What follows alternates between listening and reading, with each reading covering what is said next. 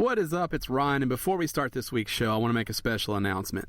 This is episode 199. That means we're only a week away from episode 200, which is a big deal for us. And to thank you guys for getting us to that point, we want to do a special giveaway. All you have to do is retweet the special episode 200 tweet that's going to go out this week. Make sure you retweet that, then you're automatically entered to win our big prize box, totally free. It's going to have cool stuff in it. It's all going to be video game related, nerd culture related. So again, thank you for helping us get to episode 200. Make sure you look for this tweet from @game_stitch that mentions episode 200. It'll have the instructions in there to retweet it for a chance to win. You do that, you're entered. We're going to give it away on episode 200. So make sure you guys look for that. Now sit back and enjoy the show. Gamestitch Podcast.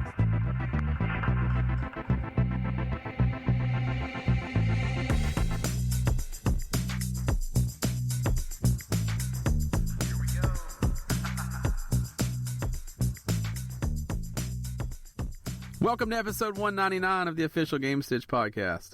I'm Ryan Walton. As always, I'm joined by Dan Reamer and Matt Bowden. Thanks for having me this morning. You were waiting for me to pull something out, but I didn't this morning. Yeah, I'm a fucking rebel. That's how I like to start my Sunday mornings, are disappointment, letdown, abandonment. I felt alone. Well, to be honest, that's what I like to bring to a Sunday morning, so I guess we're a good team. Sounds like a Titans game. I guess you weren't watching Thursday night. Where they dominated 27-0. Where they beat the shit out of Jacksonville. Right, that's the thing, though. They beat the shit out of Jacksonville. Is that really an accomplishment in the long run? Shout out to all the people in Jacksonville for bringing your sorry-ass team up here. Beating the shit out of Jacksonville is just like beating the shit out of the Titans. Like, you didn't really do anything. They were on a national stage, and they showed up. Just leave it alone. Just leave it alone. They did what they were supposed to do. Didn't matter who they were playing. They did what they were supposed to do. You know what's funny is last year, at this point, Jacksonville had 0 wins. They came to Tennessee, and they had their first win from the Titans. So, like, in the I forget what it was, like the last 4 years or something. It's probably longer than that. They've beat Jacksonville at home 3 times. They're like 1-19 versus everybody else. Like, they can't win at home. Right. Yeah, they can't win at home. But I will say, in their defense, a lot of shitty fans out there. Like, they go down 1 touchdown in the first quarter, everybody's fucking packing up. That's because they know that's usually all it takes. Yeah, but I mean that's not fun to play in front of. Okay, we'll be better. That's how competitive sports. How do they get better? Let their fans pick them up. I don't think you're good at football because your fans are good. Right. It helps. I'm not going to disagree with that, but if your reason for playing football is because of the fans and not because you're being paid hundreds of thousands of dollars to do so, or because you're kind of good at it, or because you love it, and then you're a piece of shit. I don't think it's the reason, but I think it's a pick-me-up, and sometimes a pick-me-up can be the difference between winning and losing. Not by some of the margins that the Titans lose by. Fans don't do that much. I'm just saying, Jets fan. Maybe you should calm down. Giants fan. You aren't lighting it up over there. Yeah, but I'm not trying to defend him either. That's the difference. And Matt's biggest player's in the middle of a fucking meltdown. He's losing his goddamn mind. What is wrong with this guy? I don't know. God.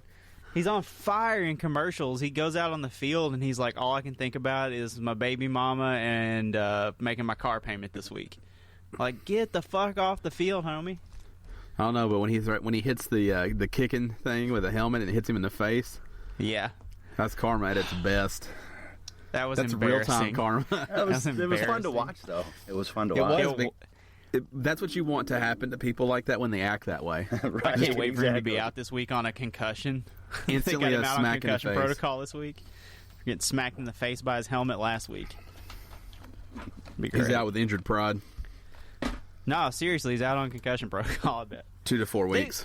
They won, though. I don't understand why he was being such a goddamn baby. That was 2 weeks ago. Oh, against, not the Ravens. Who was it they got their ass beat by? I don't even remember 2 weeks ago. I tried to block it out. So he can't remember it either for different reasons. That popped in the fucking face with a metal bar. Smacked himself in the head. Can't remember anything that happened the whole week. No, amnesia. Right. You got amnesia. Right. I can't wait for VR football. Yeah. You think you can do that move? So that I can get a concussion. I feel like looking through the helmet like that would be neat, but it wouldn't work. You couldn't play with the sticks. You'd be puking. That's probably true. Probably. But the idea of like looking out of that helmet and really being in it, and like your sound being muffled and stuff, that'd be pretty cool. But I feel like it wouldn't work. I feel like I wouldn't want to do it because, well, I'm not into VR. Well, you should be. They tried that first-person football quarterback view shit in Madden. I think it was back in 2K, wasn't it? When 2K was doing football still? Maybe. I thought it was a Madden, but it could have been a 2K. Yeah. So, speaking of VR, before you try to change this back, I was the Batman this week. Yeah? It's pretty cool. For somebody who doesn't care about that, it was pretty cool. I think you guys would really love it. I watched some videos on it, and it doesn't do it justice. Yeah, so here's what I'm going to ask you, because you've been in it, and it looked fantastic, like, spectating it. The question that I had was, do the disjointed hands bother you? No, because when you look down, you see the belt, and it like, you're not looking at your hands, you're not looking at your belt, like, it's everything else that you look at that makes it so awesome. Right, like, but when you put your arm out, like, it's just a hand. There's no arm that goes with it. Yeah, almost every game is that way. Yeah, that's weird. But it doesn't affect you at all, or it doesn't affect me at all. What's incredible is being like 6 inches from the Joker.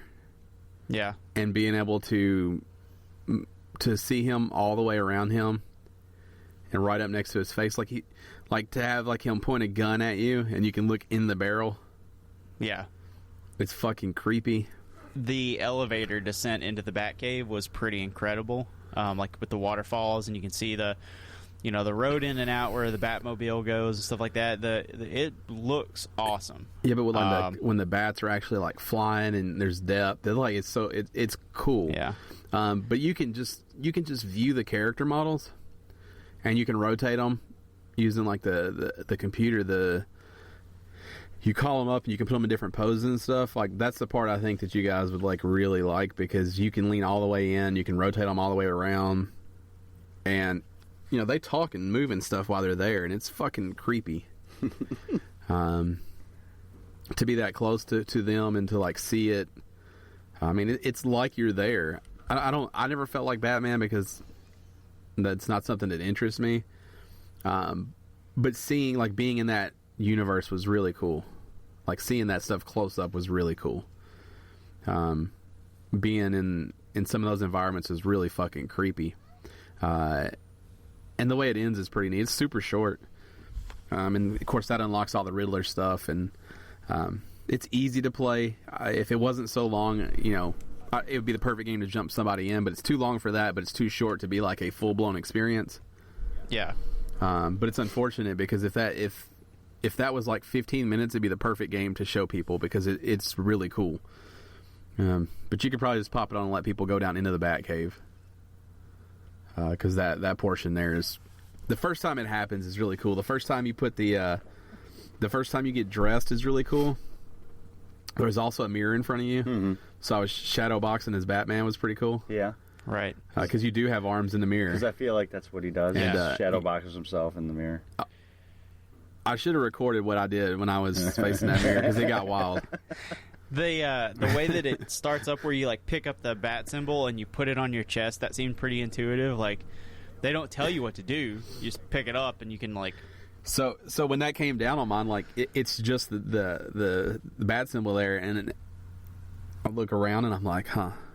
And then you want to pick it up because it's in front of you, right? So you grab it. When you grab it kind of like has that blue glow, and you're like, huh. And I just, like you said, I just put it on my chest, and then immediately you're like in the suit. Yeah. And you grab those fucking suction things to like shove the gloves on your hands.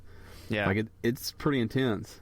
But I should have definitely recorded me in the mirror, because I got fucking down as Batman. Is it something you'll play twice to get the Riddler trophies and all that? Yeah, I think so. Because it's totally separate. It's the same environment, but that stuff just wasn't there before. Yeah. So I think so. The story doesn't matter as much. It should have a platinum. That's a mistake. It's got a gold trophy for getting all the other trophies, which is bullshit. That sounds like a platinum. Platinum trophies are that. Right, but it's not a platinum. It's only a gold. Right. Is it real easy to get them, though? There's a couple I'm not so sure about. I'd have to play back through. Like, I missed some stuff, I guess. But yeah, it seems manageable. If I don't know, 2 good playthroughs probably. Okay. But I mean, it took me right over an hour to finish it. Because that's my biggest concern with VR, or one of the biggest concerns. I have a few, but I'm afraid that once I play through a game and have that experience, it won't be the same going back to it. So I won't want to. Right, like that replay value only seems like it's there in racing games and Valkyrie and stuff like that. Like cockpit games seem to have that replay value, but it's like Job Simulator, sure, but like Arkham VR and stuff like that, I don't see how you want to play that multiple times. I guess are the games themselves good, or is it the gimmick that's good? No, Batman's pretty good. Job Simulator's pretty good. I'll probably once I go through Batman again, I'll probably never play it again. I'll probably never play Job Simulator again. But Batman's a $20 game. Right. I have a hard drive full of $20 games that I'll never go back to. So for $20 it seems fine. Yeah, I'm totally okay with it. And Target's got their buy 2 get 1 sale going, right? Like it'll be active when you listen to this podcast. But I mean, you could go pick up 3 $20 VR games. And one of those is going to be free. Right. So there's totally value in playing those games, even if you only play them through one playthrough. Like some of those experiences are going to like stick with me. And Job Simulator was what, $30. It's probably a little high, but I had a fucking blast with it. And having a platinum helps, even if it's really fucking easy to get. It just helps. I also did. I guess it's an experience. It's a Illuminate, something like that. Okay. I love when you try to pronounce words. I don't even know what this is. Illuminate. I'm gonna have to look it up. Illuminate. You can just look at the show notes because it's in there. No, I see the word. Yeah. Well, they never say it. So, the point is, this is like it's like a story being told in front of you with so it feels like stop motion, but if it was in front of you in real. So this little girl will come walking out, but because you can move all around, like you can rotate any position and she's still just doing her thing. It's almost like you're in God mode watching this happen, and you can't control anything. You just watch. It's probably a 20-minute experience. It's really fucking cool to be able to lean over and move around. And it sounds more like you're watching a movie. Doesn't sound much like a game. Well, it's not a game. It's an experience. It's like a visual experience. You did say that. Yeah. It's not a game. You don't even need a controller ever once you start it. But it was really fucking. That's going to be the most confusing thing about VR for me is like what's a game and what's not. What's a game and what's an experience? I see consumers having problems with that. Like it's like if you can read this game, but it doesn't. If you can read, it's really not. Yeah, dude, we all worked retail. When do people read the cases? Well, you can fuck up. It's free. So if you accidentally get it thinking it's a game, it's free, but it clearly tells you it's not. And then I did which I highly recommend that if you have VR, you should do that. It's cool. It feels like a kid's thing, but it doesn't matter. It's cool. And it's kind of sad. And then I did Little Star VR Cinema, it's a collection of just different VR things shot in VR with the 360 cameras, and you can move all around. There's like Discovery VR where there's this guy hanging out with some lions, and it's fucking weird because they just come strolling by you.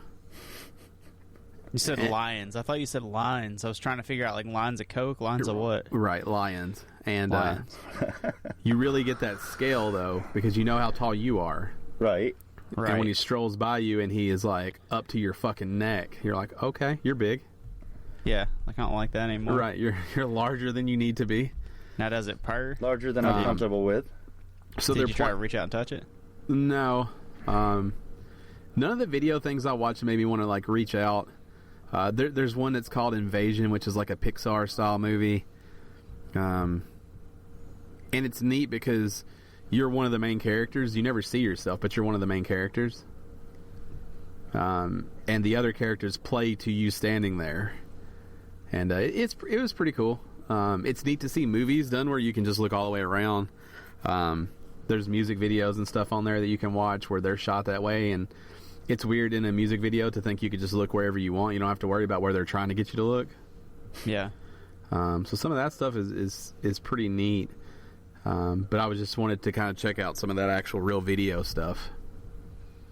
But yeah, I mean, there'll be a lot of applications that aren't video game related. But I think they've done a really good job so far making sure you understand the difference. Most of them tell you it's an experience or it's a visual roller coaster ride. You're not doing anything. But yeah, they need to have a label color or something like that for that. Probably be a good idea. Something to differentiate it. I don't think they need a label. I think they need just tabs in the store. Nah, put a big visual indicator right on the case. That way, if it gets moved around somewhere... I don't think these things will ever go to cases. These things are all digital. I think they just need a tab in the PlayStation Store because none of these visual experiences will be sold. But I mean, if they're free visual experiences, then there's never going to be any disappointment with it. But as soon as those things start becoming something that you can go buy, like at retail, like they're gonna have to differentiate them in some way with the visual marker. And I'm sure they're labeled in the store appropriately, but I'm just thinking we're in the inception right now. Eventually, they're like Pixar is gonna put something out for this. You are gonna have Disney put something out where it's just like your kid standing in front of Aladdin, and I really don't think it's a concern right now, though. Like, I don't think anyone's accidentally taken in VR content the wrong way. Right. They're like, I think Gary the Goal is very much like not really a game, and it's coming out, and it is like $9.99 or something. But if you're an uninformed consumer, that's on you. Oh, I agree with that. You have to read the description. They don't have to hold hands for that. That's on the fucking people that do it. And if they had $400 to buy VR, then they just lost $10 because they can't read. That's on them. I don't feel bad for those people. I don't either, but you know how the world works. You're right. You know how retail, customer service goes, dude. Yeah, but people go buy games that are online only, and they're like, oh, shit, I don't have internet. Well, you know what? That's on you, buddy. It's true. I mean, the case says on there online only, and that's on you. So I don't give a shit about those people. I think right now, fuck those people. Yeah. Fuck all of you. Yeah, fuck those people because die. You shouldn't have to ruin what I have. You shouldn't have to You shouldn't have to cupcake everything because people can't fucking read. All right. I can't have visual experiences now because you can't read. Fuck that. I hope those people buy all those by accident. Yeah. Yeah, all of them. Is that all you played this week? Was all VR? Yeah, I played just a touch of Rocket League, but yeah, I've been we talked about this a little bit before we started recording, but because of my setup, I put my VR up and get it out each time. So it's a commitment, when I get it out, plug everything up, get my headset right, get the lights right, get my headset on where it fits just perfect and I don't feel it anymore and get everything just the way I want it. I want to go ahead and be in VR for a bit. Mm-hmm. So I'll play for an hour, I'll take a 15-minute break, eat a snack, and jump back in, play for another hour, and then I'm kind of done. The whole process is, because I really put my shit up. I mean, I bought a case for my VR, and I roll the cord up each time, and I put it in the case, and I clean the lenses every time. Like, I take care of it. So, playing for 2 hours probably takes me 3 hours because I'm slow and because I like a snack in between games, and... by the time I do everything, it's usually about 3 hours to play for 2 hours. Right. So it's more of a commitment than just pulling out a controller and playing, 2 attempts and down well. Or something of that nature. But, I'm trying to make that headset last because God knows I can't buy another. Especially with that PlayStation Pro right around the corner. PS Pro. Yeah, I'm not getting that. You guys hear the Chattanooga choo-choo? Nope. We don't. I can hear that steam whistle. I see your cat just making a fucking creeper face behind your head. Linus is making a guest appearance this week. He jumped up on the back of the chair this morning. Yeah, but that face is like, I'll kill you. Yeah, he's my boy. He sleeps on my pillow like that, right above my head. Just purrs all night. It keeps me out. I like He's it. like a sound machine. It really is. It really is. Look at that butt. Now, Matt, I didn't see you online too much this week. How did you not? I was on playing WWE every day. I think because I was in the VR. Probably. Probably. So 2 nights ago, I was up till 4 a.m. playing WWE. Last night, I played like maybe a couple hours, and then just about every day this week, I've probably spent about an hour, maybe more, working through the career mode and kind of customizing and stuff like that. It's good. It's WWE. I feel like you're fading a little bit on your excitement. Yeah. No, I just You don't. It doesn't. Yeah, you don't seem too like. Yay! I got WWE. It's fine. So we're all nerds, our listeners, right? We're all geeks and nerds. You know how when you start talking about something that you really love to somebody who's not a nerd, and they're like, "Oh, okay." Trust me, I know what that's like. Talking about a WWE game to anybody is like that, right? Like, I could go into why it's fantastic and why I love it, but you guys would just be like, "Oh, okay." Like, this year there's t-shirt sales. That's fucking incredible, right? Like, it matters that I have, like, a designed t-shirt on my guy that correlates to his gimmick, because I earn extra money when I'm playing the game if I have a new t-shirt in between every pay-per-view. So instead of only getting the money for the matches, I can earn, like, up to an extra $50,000 per week just based on how popular I am and how my t-shirt sales are doing. What do you do with that money? You use it to unlock the wrestlers and the movesets and stuff in the game. Give yourself more attribute points, unlock new skills. So career mode's really cool. When you turn the game on, you have, like, if you just go into exhibition, you have access to everything. But career mode puts this really cool progression on the game, and they've done this for several years now, but this year probably does it the best, where you start at the lowest tier in WWE, which is the NXT developmental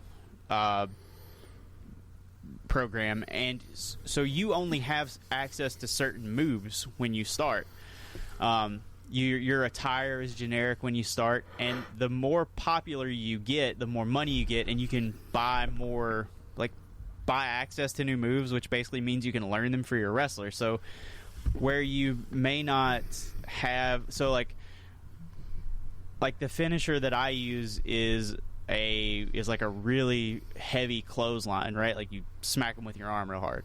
But you don't have access to that right off the bat. You have to earn enough money to buy it. So you have to find some, like, it really plays out like when you're playing it like you're a brand new wrestler who's kind of finding their own gimmick. And then once you have access to all the moves and all the abilities and stuff, like, it's like you're kind of watching the progression of your wrestler become like what you envision them to be from the start. It's a really cool system. And then as you start, like, as you kind of land that gimmick, then you can make a t-shirt for yourself and stuff like that, and that helps you earn more money. The more popular you are, whether that be good or bad, you get a multiplier for how much you can earn. So if you sell the most t-shirts at base, I think you make like 8,000 to 10,000. But if you're a heel or a baby face, like 100% one way or the other, you get another multiplier on top of that gets you up to 50,000. So it's pretty cool. So just WWE all week. Yeah. It's a really cool game. It's got a lot of bugs, though. They've patched it twice already.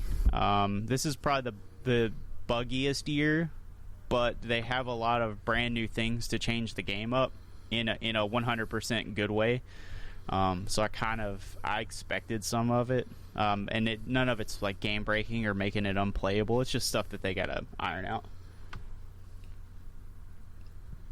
WWE 16.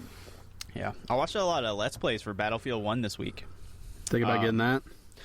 I really want to. Battlefield 1 looks incredible.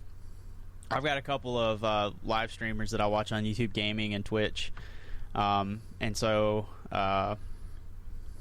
in just in my interesting week here, being home, I would whatever I was doing, I would always have somebody playing Battlefield 1 on in the background, and it looks great. It looks like Battlefield, but the World War I side of it looks pretty fun. So I'm really interested in getting that. There's a couple other games that I've seen that came out that I would like to get my hands on. I'm just,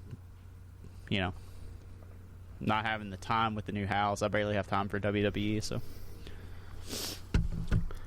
Yep. Before we hear what Dan did, I watched the League of Legends World Championship last night. Oh, yeah? Fucking MOBA nerds. How was that? Yeah. Bizarre. Because I don't know what's happening. Those fucking dudes, they're like, go to one. It's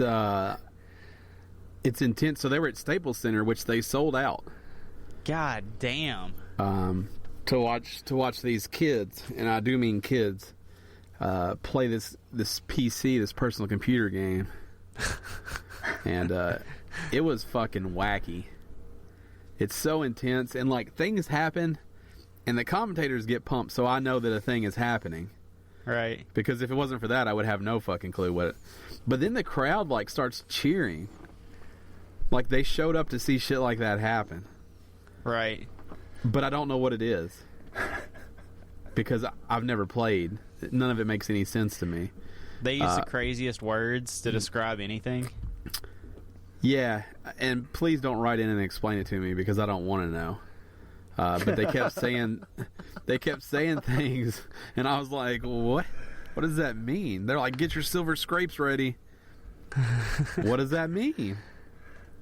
There's a nexus, there's totems. Yep. You got to destroy those pillars. Yep. You got to do a whole thing. So yeah, it was definitely interesting.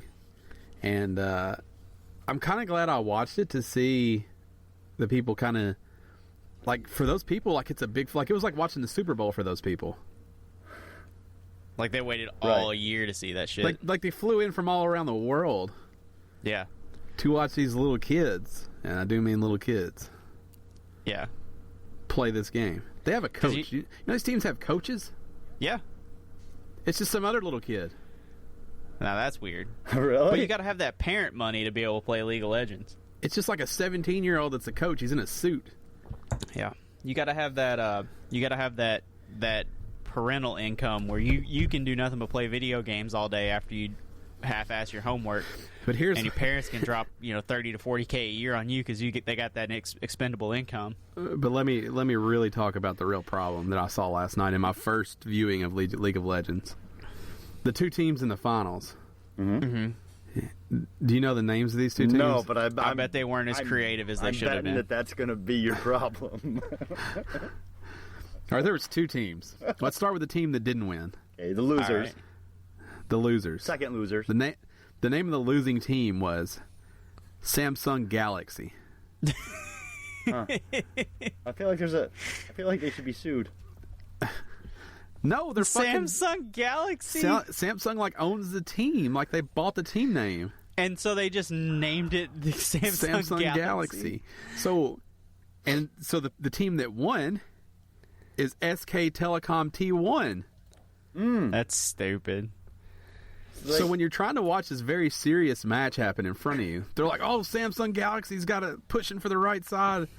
It's so ridiculous. It would be like NFL teams just being like, I go watch the Tennessee PlayStations. Right. Like, you just fucking sell out your whole team. It's weird.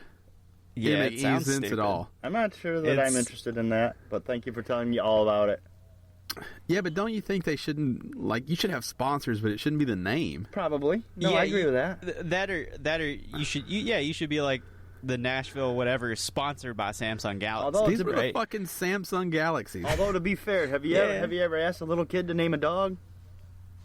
Yeah, you get cool names like Megan or Star. Or yeah, but no one ever. I mean, they're like 17. I mean, they're not like 12. But there's no reason you can't be like fun things. Well, because they're 17, they can't be like the pussy slimes or something like that. Because that's what a 17-year-old would name it. I don't think so. I would have. Yeah, you would have. Pussy slime. But they also wouldn't name it even crossed Samsung. my mind to name anything pussy slime. Much less But they a also team I wouldn't was name gonna it be a part of. Samsung Galaxy. They wouldn't name it that either.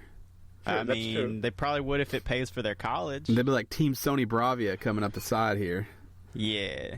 I don't like it. It felt gross. Now, this happens in Rocket League too, but it doesn't happen as much Right. at the high level of Rocket League. But it felt gross.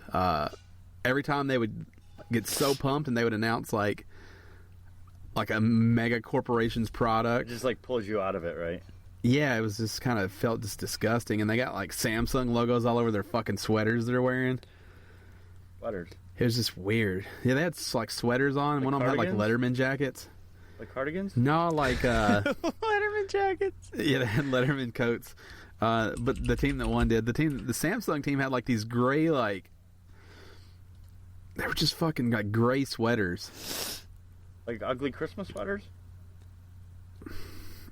Almost like a sweatshirt, but like ribbed for their pleasure. Mm. But Oh, they I had, know the kind you're talking about. Yeah. The dude that we went to high school with that only had a couple of fingers always wore those. He was dating that redheaded cheerleader. the amount of Andy. details in your story is mind blowing. His name is Andy, and I can't think of his last name. Anyways, I'm sure he appreciates you calling out his lack of two fingers. Well, he only got a used to couple fingers. You know, dated that fucking redhead. He used to fuck with you with it too. He would like, Nope. because it was one of those things that was like you never noticed it, that his hand was like this, right? But he would like, you would talk to him all night, and then he'd reach out to shake your hand, and like you'd look down and be like, "What is this?" And he'd go ah, and scream at it too, like he didn't realize that it had happened. There's never That's been cool. a time I was more proud that we didn't have video for our viewers as right now. Is Matt If you grabbed a, trying to show off what it looks like when you don't have two fingers? I have a full set of fingers and I was offended. So I can only imagine how everyone else would feel. All right, Dan, talk about the game that you played that I don't want to hear about. Don't be an asshole. I listen to In your fairness- fucking VR fucking spiel forever. Because you should be playing that. But in fairness, I didn't care anything that Matt had to say either. thanks, bud. And I blame myself the entire time for encouraging him to talk about it. Well, I actually haven't played much this week, time-wise. I had a long work week. But I did manage to squeeze in a few moments of, drum roll please, The Division. that's it. Knew it. That was like the shittiest build-up ever. He asked for a drum roll and you just said the name. Now, please give me all the possible details of your Division Before stuff. he does that, I want to clarify a few moments. He played for like hours. No, I did not. Or you just left your PS4 It was on, man. It was on. It wasn't. A few moments, shit. It was on for like I hours. probably only got to play about 8 hours total this week. That's a lot. It's not, because if you consider four Hey. of it was last night. Are you guys getting the emails from Sony that tells you how much you played now? No.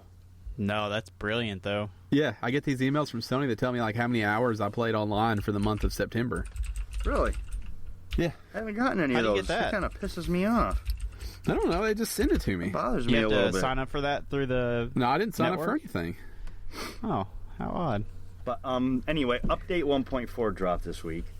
So they, this is the one that they were pushing back the DLC for to kind of straighten some things out, and they have done a good job, a very good job. It's kind of like a little closer to, they're kind of Diabloing it a little bit. You've got world tiers now, 1, 2, 3, 4. Depending on which tier you're in, is going to determine enemy strength, your stats, your stat scale in each world,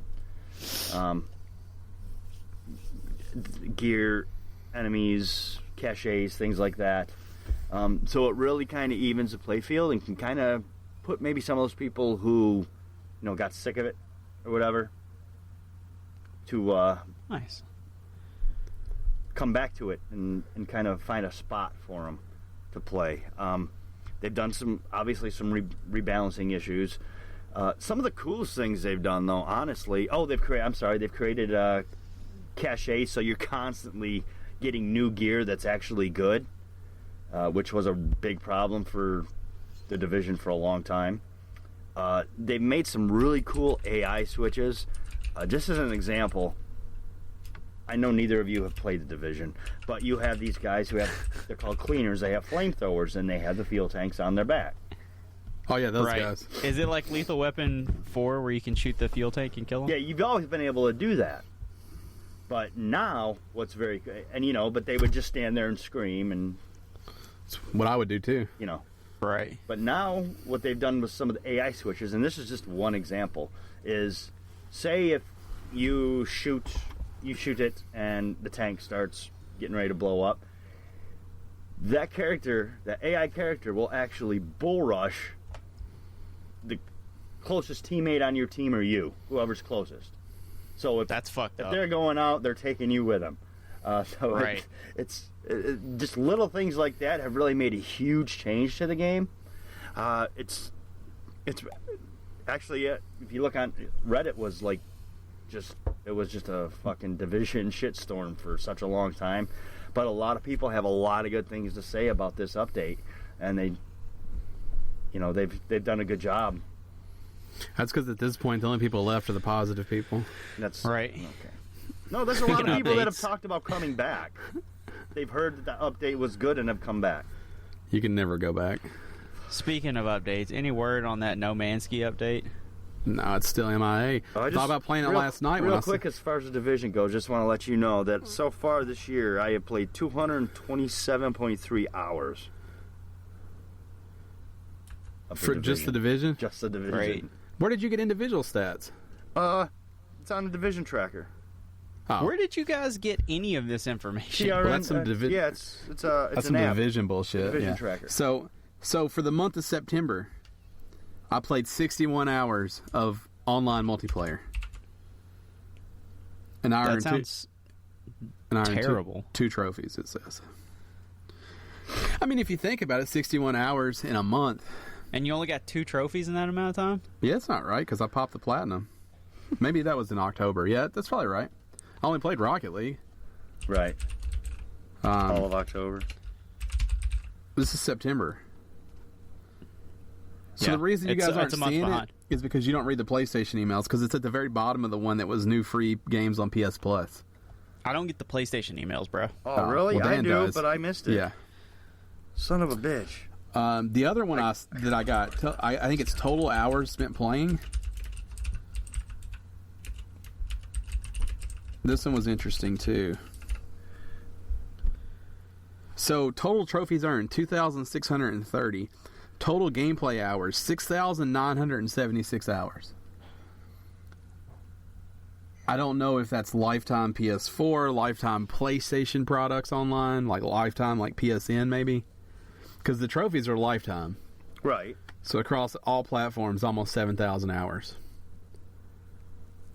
Which is not bad. It's not crazy high. Because you have people spending just 1,000 hours on Destiny. True. Or the Division. God help them. I need to figure out how to get this information. But you have to read the emails because they like sprinkle it in emails you don't care about. Right. So it'll be like, oh, check out Call of Duty, my tech, it's waiting for you. And I'm like, no, but I am interested in how many hours I played. I think it's pronounced MeTech. Yeah, I wish I hadn't said it out loud, to be honest with you. Now everybody knows how to get you on that PS4. Yeah, they know how to get rejected real fucking quick. They don't know the last. MYTEK. They don't know the last part. There is no last part. That's the entire thing. It's MYTEK. Oh yeah, I'm thinking That's of how you your get other it. stuff. Yep. Yeah. It's Yeah. fucked up. Yep. It's real fucked up. It's MYTK1. Yeah. My Spelled out, though. Spelled out, not the number. I would like. It's very weird that that's your username for stuff because it's also a brand of like studio gear. So, They make like A to D converters and shit. right. When I was little, played arcades, I wanted to put my full name in there. Right. It wouldn't fit, so I was like, I'm going to put tech in there and be hardcore. But then that was gone by the time PlayStation was a thing. Right. You should have been zero cool. Just threw a fucking mime in front of it and went with it. Zero cool. Yeah, just the number zero cool. Zero No, cool. I know how it works. Yeah. Or was it Crash and Burn? Yep. Crash and Burn, and then what was the there was another one, like Slay or something like that. What the hell was that? I'm gonna go watch Hackers on PSP. I can't think of what I think I have it on UMD. UMD? You do have it on UMD? I don't know. Probably. I know I got Viva La Bam on UMD. Oh, my great. God. I picked it up for like a quarter. Bam's gone. He's That fat. dude, he's also like crazy-eyed and like half dead. Yeah, he's fat now. I heard he's a real dickhead too. Who? Bam? Well, his best friend in the whole world died in a horrible That's no car excuse crash. to be an asshole. Really? He's not like that's it's the first not, person but- that's ever happened to, and there's a lot of people who don't have his celebrity or money that it's happened to, so fuck that guy. Yeah. Yeah, Fuck. well, here's going to be my argument is for a guy that never grew up, like that's like he probably really doesn't know how to cope with He's it. probably the same guy who's playing VR experiences and not realizing they're experiences, and that they're not a game. Yeah, Yeah, right. same. Right. I've got a little bit of sympathy for the guy because You're part of the problem. he went from being 18, which is talking about boobies and farts and loving skateboarding, to being a millionaire and never having to grow up and be an adult in between. Like he was able to buy a Lamborghini before he had to So pay I'm a supposed bill. to feel sorry for him because he didn't have any worries. You know what? There's plenty No, of but people. the guy never Plenty of people who learned have how been to in that cope with. situation who don't get that excuse because they were smart enough to grow up and realize how the real world works. If you Right, don't but the guy realize how the never- real world works, you don't need to be a part of it. But the guy, because of the life that he was presented with, never learned how to cope properly with stuff like that. And this other person that he'd been with his whole life died, and the only thing he had was money, you know. And so it's like you give a child $1 million and then take away everything they love. Like maybe that's. I'm not saying that it's a good excuse, but. Like, clearly the guy needs some clinical help, like, you know. Yeah, because I think he also maybe beats his girlfriend. I think I've His read wife. that. Well, that's because Yeah, his same friend. thing. That's because his friend died in a horrible car crash, right? So really the story I heard from another podcast was he lives in the same town as those people. Like, he just, like, parks his car in, like, the middle of the fucking street and will go in a store. Yeah. Or he'll, like, run up on a sidewalk where you can't even walk around because he just doesn't give a shit. Yeah. And it sounds like an unacceptable human being. Yeah, by all It accounts. does, but, I mean, I think that's what happens when you overprivilege somebody before they have to learn that they can't do that. I'm really betting that guy was a piece of shit before it happened and it just magnified it. Yep. Well, I'm saying there's probably no way to really know because he was a professional skateboarder when he was a teenager, so everybody's a piece of shit when they're a teenager. Every guy in the world's a piece of shit when they're a teenager. He never had to grow out of it. He never had to grow out of it. I'm betting he's always been a piece of shit. I bet he was born a piece of shit. Right, but he probably wouldn't. If he had been forced to grow out of it, he might not have been a piece of shit. Mama Bam just fucking gave birth to a turd. Yeah, Probably. I Probably didn't know also true. Matt was such a fucking fanboy. I know. I'm not. I'm just saying, like, you got to have some sympathy for No, I some don't. people. Don't pick on my boy. Don't pick Right. on him. You're being mean, guys. You're being mean. There's no crying in skateboarding. That's right. None. I watched Apollo 13 the other night. I wish he would deliver that line in every movie he's in. There's no crying What in line? space. There's no crying in space. Yeah. But it has to be serious. Like, it can't be just fit in. Like, you have to, like, mean it. Right. Yeah. Like, somebody's got to be crying. He's got to smash his glass face into their glass face and be like, get it together. There's no crying in space. There's no crying Glass in space. face? Yeah, his visor. Their helmets? Yeah, his glass, his VR helmet. Dude, an astronaut game where I'm floating around space. Yeah, it sounds good. Yeah, it does. Put that little glare, that little sheen on my fucking glass face. Well, hey, maybe a drift will come. Maybe, but I don't know how the movement will. You know, I just don't know. I don't know. I don't want to throw up. I love throwing up. Maybe they should sell like you know what the horses eat out of, or the fucking thing they strap to their. Maybe they should sell one for throwing up in VR. You just wear it on your face all the time. Straps right onto the strap on your helmet. Yeah, and you just have it there in case you start feeling a little like you might go. You just look down and go and keep playing. You never have to remove yourself. Dude, it's going to smell so bad. Maybe we shut this podcast down. We start vrbibs.com. VRbibs.com. I like that. And we just sell these pouches, these puke pouches. Just make it out of wire, and then you can just put a plastic bag in there. Oh, I like your headspace. Except for it won't fit standard plastic bags. You'll have to buy ours proprietary exactly. our proprietary plastic bags with our patented puke hinges that let it hang it's got and little dangle. handles on it. You just tie it up, zip, garbage, put a new one in. Yeah, right in it. Yep, new puke sack right in there. It's not a bad idea. It's not a horrible idea. It's a great idea, actually. Yeah, I don't know if it's great. It sounds like something Nintendo would do. If I go buy a couple metal coat hangers. Yeah, just. I think I could prototype that thing. Yeah. Mm-hmm. Except and for then I got to get sick. You got to do something to make it very, very light. Right. And the thing well, is, it will be till you throw up in it. I was just gonna say, as soon as you throw up in it, it's game. You're out of VR. So I'll drink a gallon of milk and I'll just jump right in VR, just to test it, just to see how it works. I'll eat I'll eat 5 VR hard-boiled challenge. eggs and a gallon of milk and go. Dude, the gallon of milk VR challenge sounds like a real thing. Yeah. It is now. I think you just throw up if you drink a gallon of milk really fast. That's not true. I've done it. It's don't a think gallon you of have. milk in under an hour without throwing up. So what if you chug a gallon and then immediately jump right into VR? That's an experiment for its own time. Right. I mean, I'm not saying it doesn't make you woozy, so I think VR is probably not a good idea. More or less likely to throw up in VR after chugging a gallon of milk. More. Definitely more. I think after any amount of milk in VR. I like milk. I love milk. I get milk thirsty. But, I know. you know. You've talked about it. Milk leaves that nasty film on my tongue that I don't like. And coats your throat, too. Which is weird. I can't even explain. I mean, if you've had milk, but that fucking nasty film. It's just like milk wants you to know that you had milk. It wants you to remember it. Right. Like after milk left, it wants you to know that you had it. Yeah. Gross. We should probably start talking about some of this bullshit, right? All right, there's two I like where we're bullshit going. stories. It's not actually bullshit. I'm just calling it bullshit. It's our headline / story / things that are important to us to happen this week / We're gonna stick with things we don't like about VR. Okay. It didn't take long, and I guess we should have all expected this, but sexual harassment is a thing that's happening in VR. Yep. And I think one of you put it best in the text messages that we had. Mm-hmm. I don't remember. It's probably Dan. It was probably me. Right.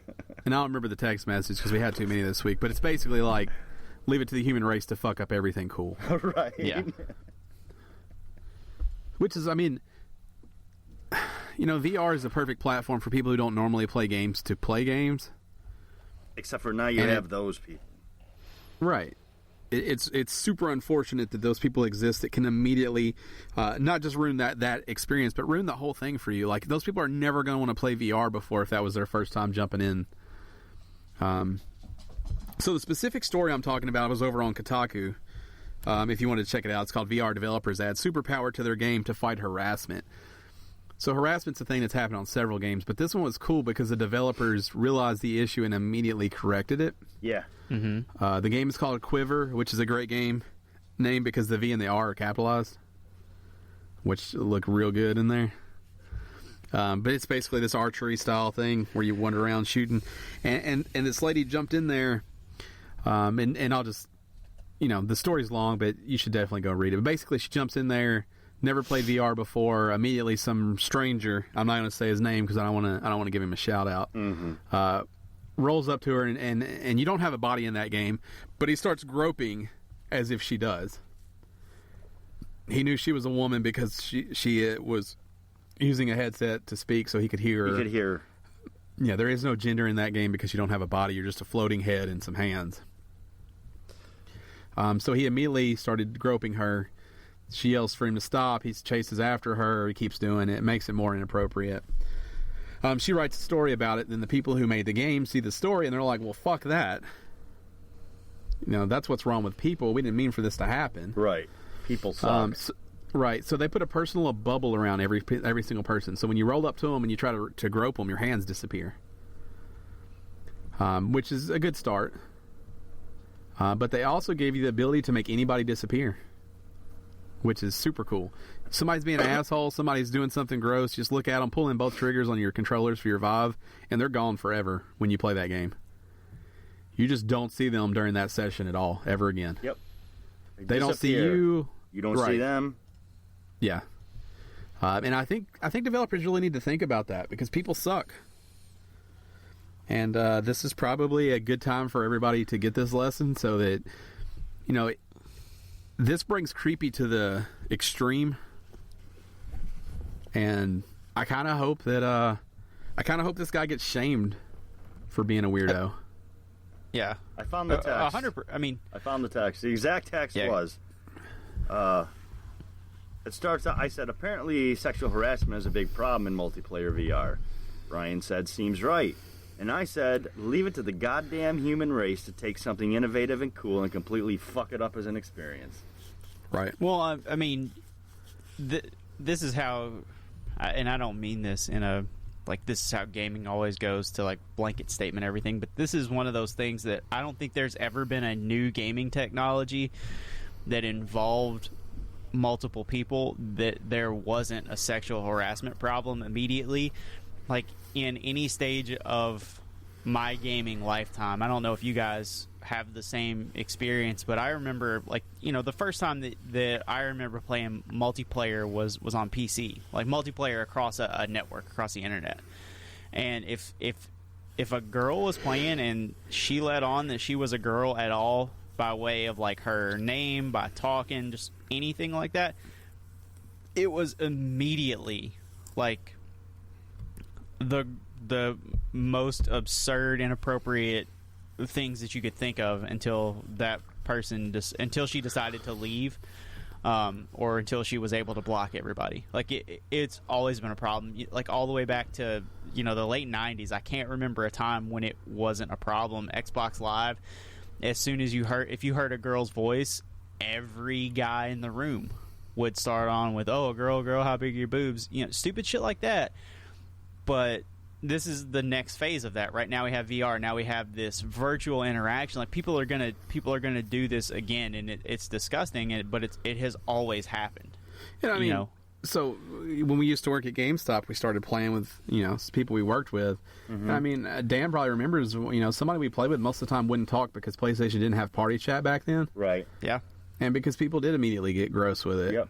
And yeah, it sucks because you can't have the same experience as everybody else. Right. But I feel like VR brings it to a new level where you can actually feel, because there's this pseudo interaction, on right? A pseudo physical interaction. It's very weird. The same way that my belly can get butterflies when I go in, on a roller coaster or downhill really quick. You're gonna get. It probably is. It feels real, and it's super gross when somebody reaches out to touch you when you don't want them to. Yeah, I think virtual reality creates the illusion. It allows to create an illusion, and in that sense, it probably feels threatening. Yeah, I'm sure it does. It's not okay, and I think developers, that if you're going to be using an avatar or you're going to have people who can touch other people, this is something you need to think about. Yep. Right. Now, here's a question I have for you guys. Do you consider this, so to what degree do you consider it sexual harassment when you can easily leave the situation by taking the headset off? Male or female, right? Somebody comes up and they start harassing you personally, Ryan or Dan, and your way to get out of that is either to block them or take the headset off. How much do you see a lawsuit coming from this? How much responsibility is on the developer when you can easily change rooms or take the headset off and start over? Well, here's what I have to say to that statement. It's fucking bullshit. All right? That goes back to the, oh, well, look what she was wearing. Look who she was hanging out with. Look how much makeup she has on. Oh, she slept with this guy, that guy, so she wanted it. That's the same excuse that has been made for years and years, and I call fucking bullshit on it. I mean, but that's where their conversation is going to go really quickly is who's in control of that situation. Yeah, I don't it's want not to who's say to blame. Who's in control? As soon as it's reported, the person who's harassing needs is to to be blame. banned. As soon as it's reported, that person needs to be banned. Yeah, but I'm not talking the about person that. who's But being like, harassed is in control of the situation to remove themselves and then report the person, so the harassment doesn't go any further than if they're uncomfortable, they can leave and not be made uncomfortable, and then report the other But user. they shouldn't have to leave. They paid the same amount of money as someone else because they're being made to feel uncomfortable by someone else. They shouldn't have to, but that's kind of the way of the... If I go to a... This is not a good example, but if I go to a concert and someone next to me pulls out a knife, I don't want to fucking leave. I want to watch the fucking concert. So you know what I'm going to do? I'm going to go to the nearest guy and say, hey, get this fucker out of here. He's the one breaking the rules, not me. My experience should not be diminished because this guy doesn't know how to act like a human being. Right. No, I'm not saying that one way or the other is right or wrong. I'm just saying this is a pretty unique situation because it's not two people standing next to each other and one person's reaching out and touching another person physically. It's definitely a different situation. So I'm just wondering how that's. I'm wondering where the of course, the person who's harassing. I think that's the right question. Is where does the responsibility lay? That I understand. Is it the game developer to put these safeguards in place beforehand, before it ever becomes an issue? They need to be thinking about this. Is right? it a warning up front? Is it up to the player to know? Is it up to HTC? Is it up to Oculus? Is it up to who takes ownership of protecting this space so that everybody can have the same $60 experience? Because it's also a disservice if I just can't have hands in any games now, right? Or nothing's multiplayer now because of I wish it was a few, but there's probably more. Right. Because of a lot of creeps that are out there. Like, where does the responsibility land? Who's in charge of that? Right. And you don't want to spend, if you're being harassed, you don't want to spend your whole game experience reporting people or blocking people or right. You also don't want to. You got to protect yourself too. Right. Right. You also don't want to have your game experience limited based on your privacy and protection settings. You don't want to say, hey, anybody who's been reported by another user for harassment, I don't want them in my room. Well, they might not necessarily harass you. It's a very new gray area. I guess the most unfortunate outcome of all this is this person will probably never play VR again. Right. It was more than likely their first taste at video games. And it's totally thrown off by that group of people who have existed all the way through. Yeah. In every generation, and it sucks because I want everybody to play video games and I want everybody to have the same experience. And I want them all to have fun doing it. But I mean, those people exist out in the real world too, at bars, at sporting events, at stuff like that. Sure, they do. Right. But there are, not everywhere, but in most cases there are clearer ways on how to handle it. Yes. Right. If it happens in those other places. If somebody gropes you at a baseball game, you know how to handle it. And not to mention, in those types of situations, the face-to-face, the lack of anonymity, right? Certain social norms, a lot of prevent those things from happening. It's not because those people aren't dickbags. It's just because they're aware of what the consequences are. But there's a lack of consequence in VR. I've talked about this forever ago when I played Saw the video game, which isn't good. I remember. But there's a thing where you have to reach in a toilet full of use syringes and razor blades. It's a fucking game. I'll shove my hand arm deep in there. Right. There's no consequence. Right. If it was really my arm, I'd have to think about it a little harder. But it's not. It's a fucking fake arm, so I'll shove that bastard in there. I don't care. Right. In VR, you're right. You don't know who this person really is.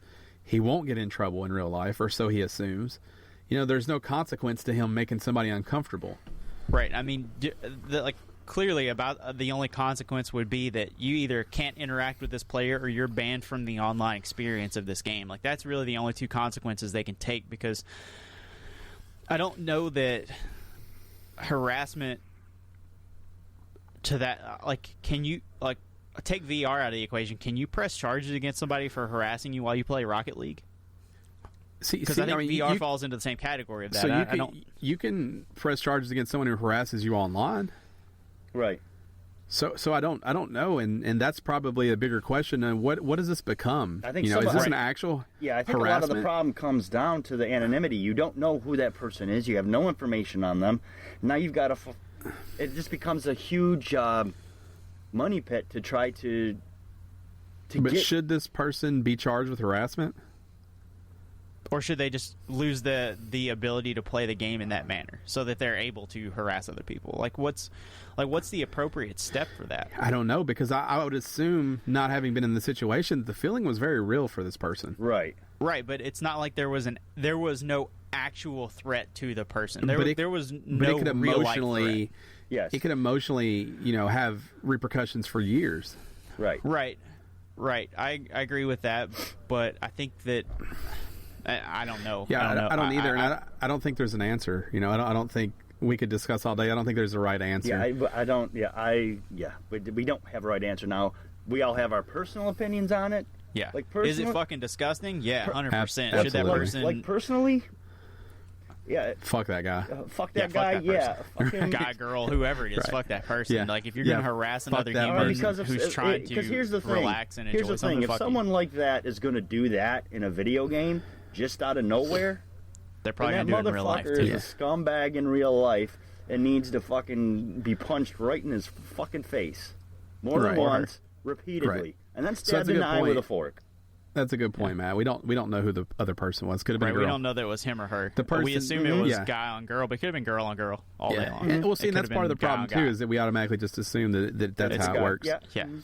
The point is, it's gross. Harassment is huge online. It's a huge problem. Regardless, it doesn't make them less of a shitty person. Right. Just like if you're a guy or a girl being harassed, it doesn't matter. But somebody who has played VR, not extensively, but for hours at this point, I get it that it could feel real. I get that it could. There's some of the games I've played, I've had experiences where I'm like, wow, that was fucking cool. Like, that felt real. Yeah. And so I could see how something disgusting like that could also feel real. Now, what do you think of? So if that's the case, if you play a game where something is programmed into the game that is meant to feel real, that you perceive as a harassing or threatening situation. See, it opens up a whole can of worms, and it's a very gray area because it's brand new territory. I got murdered in a game. It's kind of fucking weird. Yeah. I don't know. I don't know at what point does that traumatize you? I don't know. Is there people who have such, maybe weak hearts or something like that that trauma of feeling like you were actually killed caused your heart to give out? It may be interesting to see, psychologically what VR does to people. Yeah. Yeah. I don't know. Am I going to feel some sort of way? Can I get, PTSD off of playing a game? Right. I almost feel like sure. I don't know if this is. I'd have to research it more, but I don't know that I've ever heard that discussed anywhere. I don't know either. I haven't looked for that, but that's the more I play, the more I realize that when the technology gets better and the software gets better and developers understand how to use it, there could be things that happen that you actually everyone's always said they want to make you feel in video games. I don't know if they do. Yeah, it probably might not be the best idea. Yeah, I don't know. I don't know what that does long term. Yeah. Having actual feelings more than just watching a movie and being like, oh, that was awesome. Actual I was there, I experienced it. This is with me now. I don't know what that does to a person. I looked the Joker in the eyes 2 days ago, and it's still kind of creepy. It's a little bit stayed with me a little bit. There's a couple scenes where something happens and you're like, it's kind of fucked up. It's just kind of fucked up, and you feel like you went there and you did that in a way that you don't get when you just play a normal game.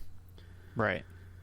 So it'll be interesting to see what happens as the technology. This isn't probably the technology that does it, but 3 or 4 generations down the road when VR this could be the precursors. Right. And now is a good time to start having that conversation. Right.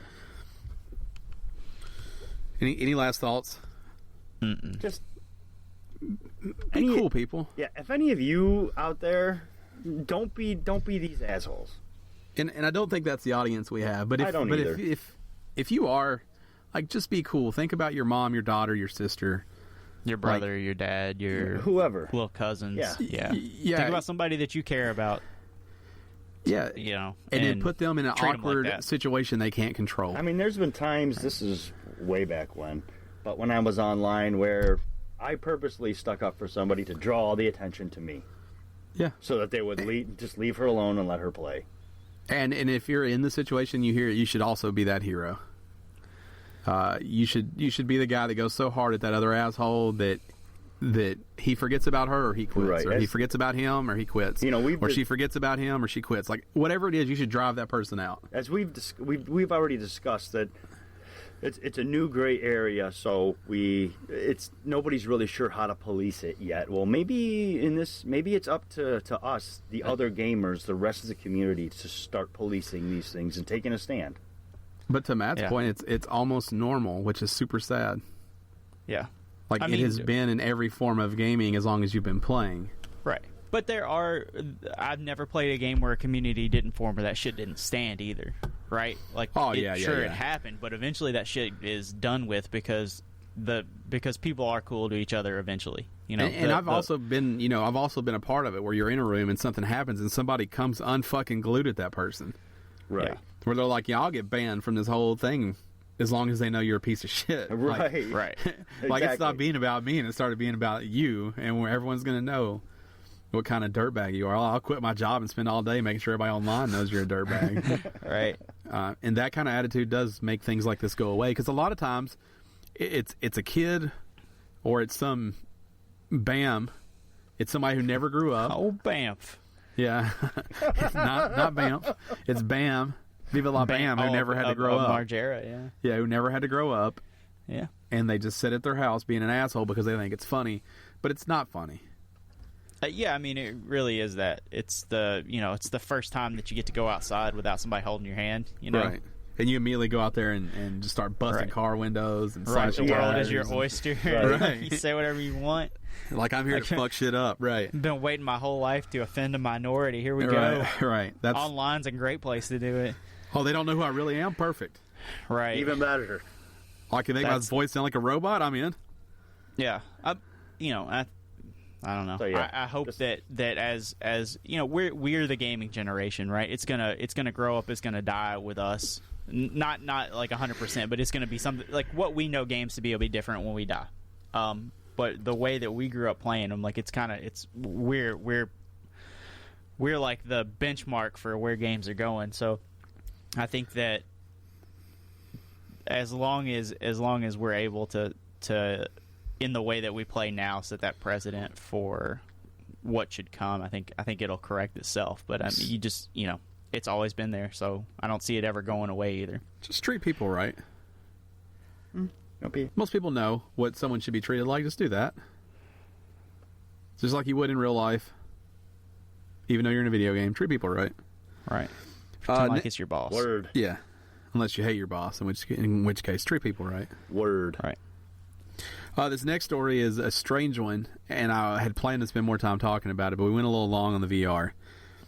So Bethesda put out a blog post, and I don't want to read it all, but basically here's what's happening. They're not sending review copies out early anymore.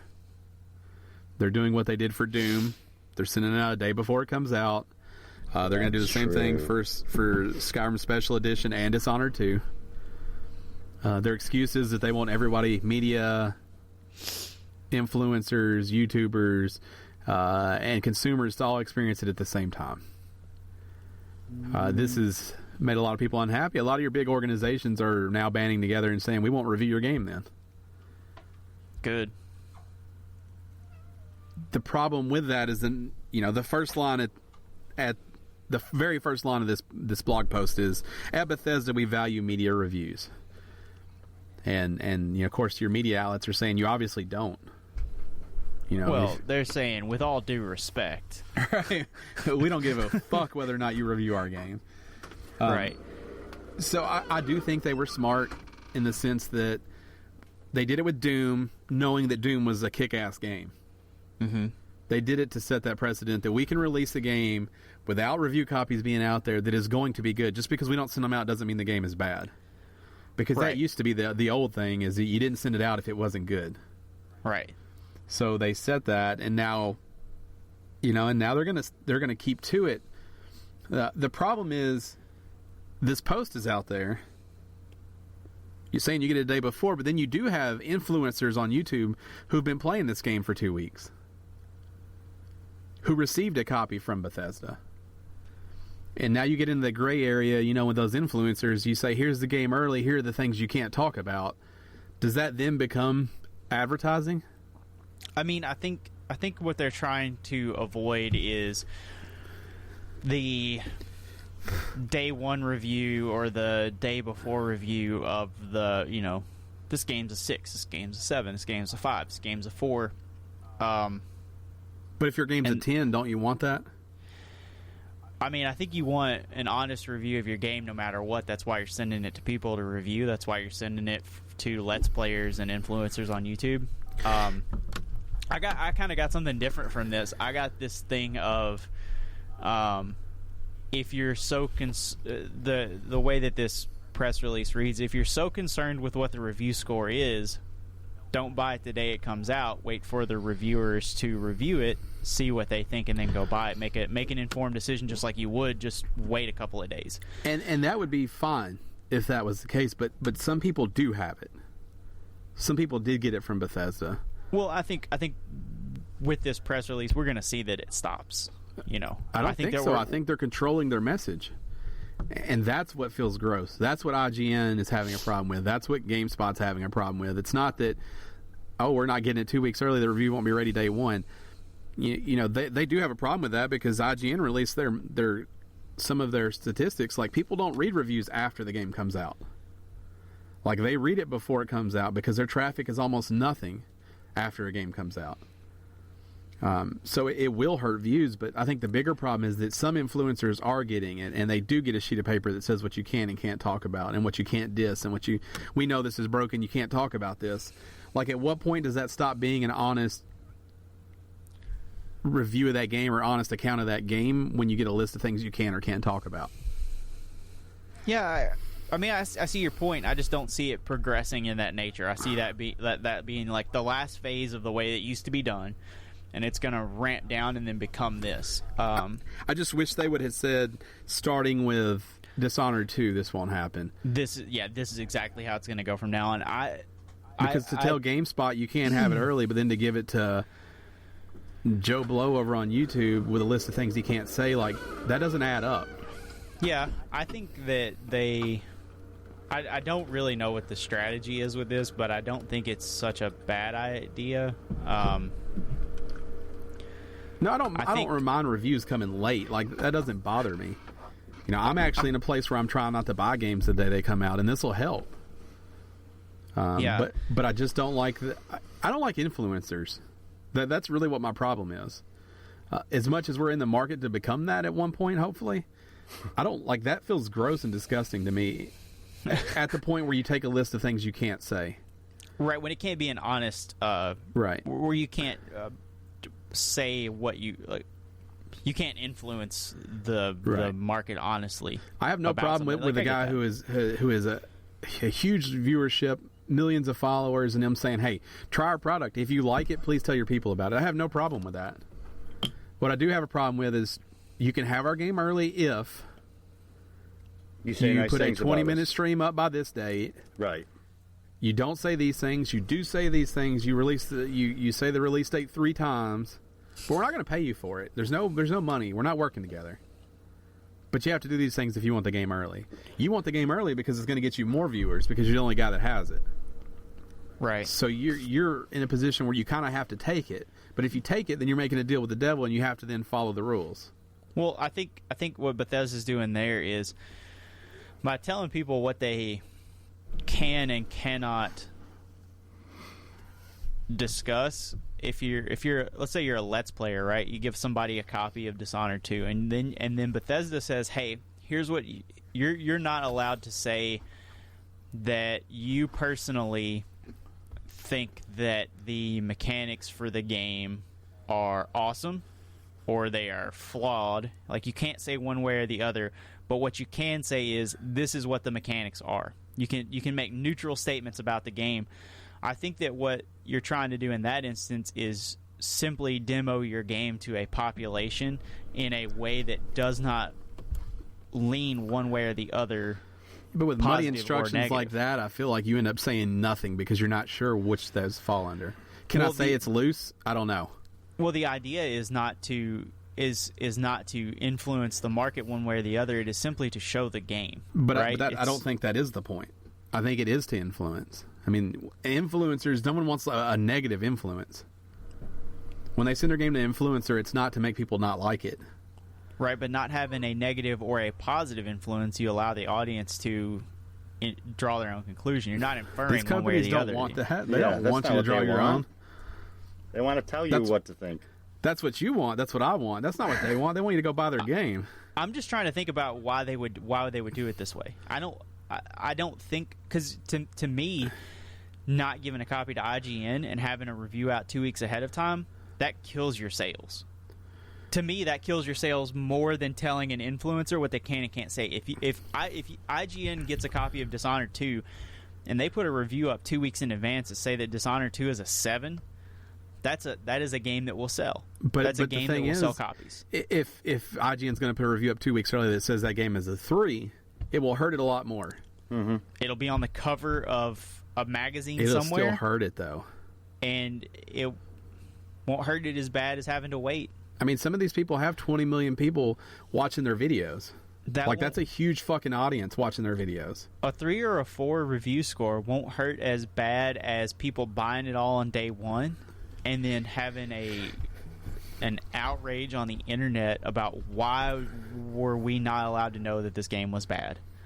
So I wasted my money on a Bethesda game because you didn't want me to know what the review score was. Like, that's going to build mistrust between the consumer and Bethesda, so I don't... And then if you start having these IGNs and your big players say, hey, we're not going to review Bethesda games, then the problem becomes you're driving people to those influencers. Like, it might be precisely what Bethesda wants, because if you can't get it there, you'll go get it somewhere else. And now they can control the message, and they can control where you're watching the message. So by not doing reviews, that almost makes the problem worse, in my opinion. Because by your big players not reviewing it and saying we're going to step aside from Bethesda games because they don't want us to review it, it's going to drive the traffic to those people that they have hand selected to have their content early. Yeah, maybe. I don't think Bethesda's the company that really needs to worry about that.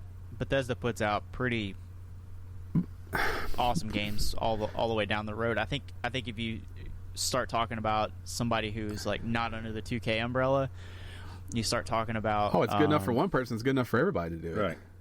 I mean, that's the thing. I mean, I'm not saying that's not what will happen. It opens up that can. Yeah, I'm not saying that it doesn't really matter that it's the fact that it's a company that traditionally puts out good games. That has nothing to do with the fact. The problem is the can that it now opens for some of those out there that do not make quite such stellar games to do the same thing. Yeah, just I don't want to spend any more time on this. Let us know what you guys think. Podcast at Gamestitch.com, or hit us up on Twitter at Game_Stitch. Either one of these things. Obviously, we know the VR stuff feels gross. If you want to comment on it, do it respectfully. But if you've been a part of it, or if you have seen it, or if you've you just have thoughts on it, let us know. Same thing for this. Does this feel a little shady on Bethesda's part, or are you cool with this, or do you not give a shit about reviews anyways? Does anybody even read reviews anymore? I don't. I don't even look at the score. Does everybody just go? I just do, go to but Metacritic. It's usually after I've bought the game already. I just go to Metacritic and look at the score. I watch Let's Plays ahead of time and see if it looks like something I'm interested in, and then go from there. The thing with Let's Plays, if you're not careful and you do care about story, they will ruin it.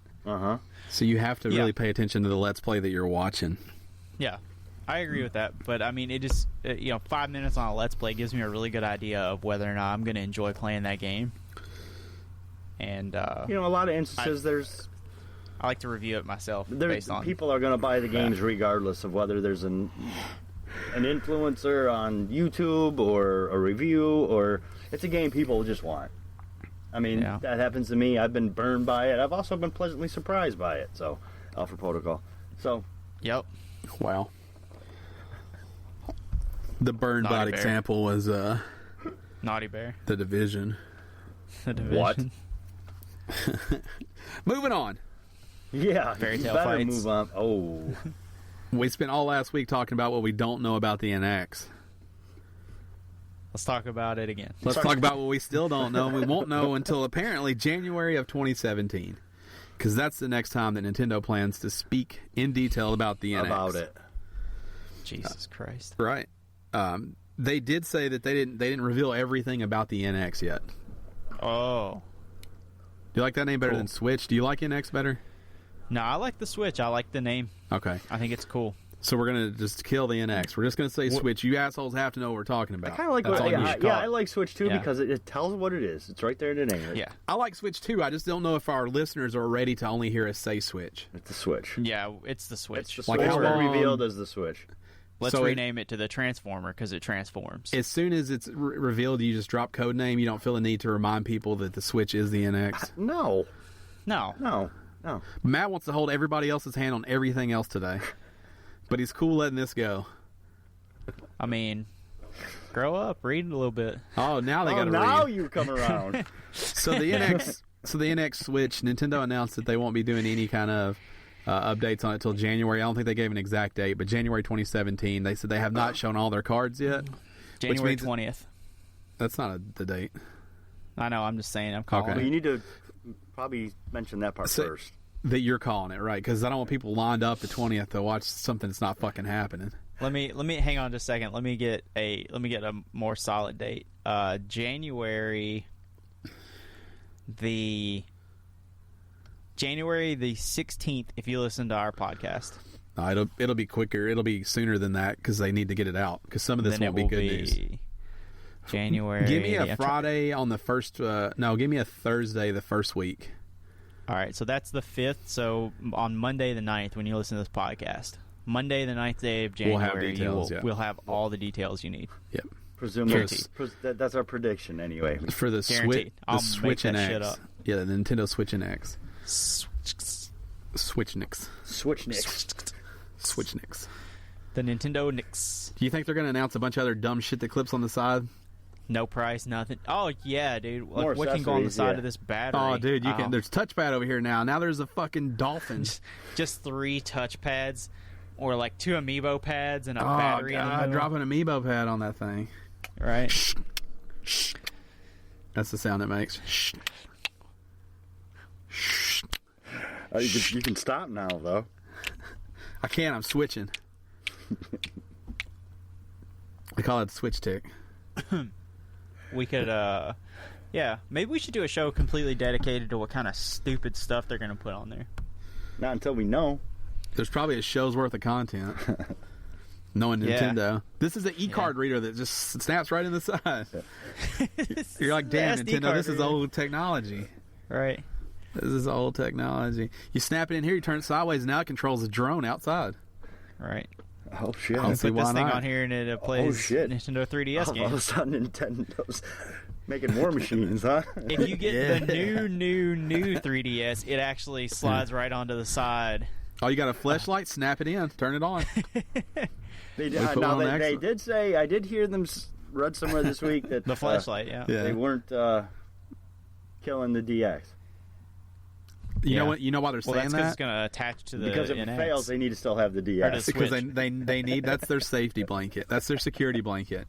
Right. Let me tell you what, if the Switch comes out and sells fucking millions of units, that DS is fucking dead. They'll keep it alive for now.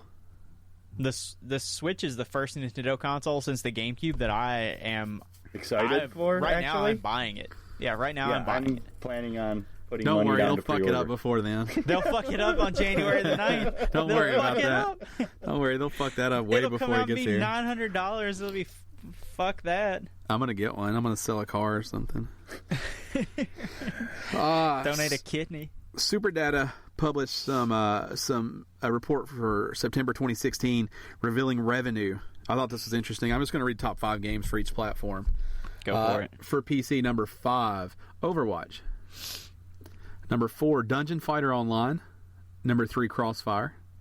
Number 2, World of Warcraft. And number 1, League of Legends. So that's revenue. Those are the top grossing games for PC in September. Console.